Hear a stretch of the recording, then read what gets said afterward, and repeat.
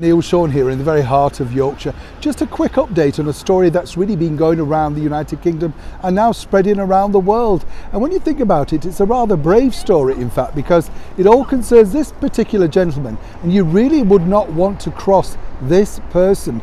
Of course, we're talking about the boxing superstar Tyson Fury, who I was lucky enough to meet and interview, well, very recently. I don't know if you know, but there was this big story going around about how he was going to retire from boxing, all that sort of stuff, you know. And when you think about it, you know, it would make perfect sense, because these guys at that particular time in their career have truly made a lot of money by that point. But Tyson himself is very good, you know, in the sense of that he's a celebrity. He knows exactly how to work the media market to get people talking about him. That puts the prize fighting money up, and then of course he gets even more bigger offers and bigger offers. I didn't realise this, by the way, until I'd met him. He even has his own drink, you know, the energy drinks. They're very clever, aren't they, boxers today? When you look back at the greats of previous times, you know, we're talking about, you know, the likes of Henry Cooper. Met him, by the way. Do you remember him? He was the man that of course made Brut, the splash it all over aftershave, really famous. I was working in a store at the time and he came to open it. Yeah,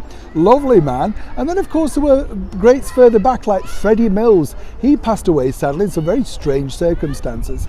But Tyson Fury apparently has now been barred from going back into the United States, all to do with some rather, well, strange associations with the mob. That's right, it all sounds like something out of a 1950s movie, doesn't it? But according to Tyson's people, that's simply now not going to be a problem. It's just a mere glitch, a mistake.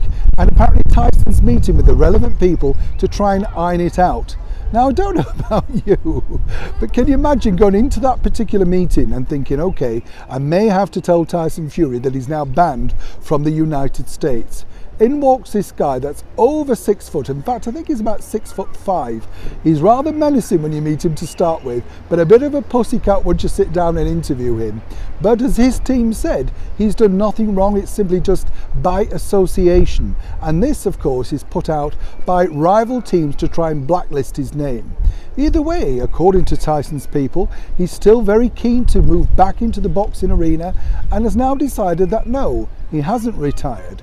So one way or another, will Tyson now be boxing his way back in across the United States? Well, once that thorny issue of the mob rule has been removed, which I'm sure it will be.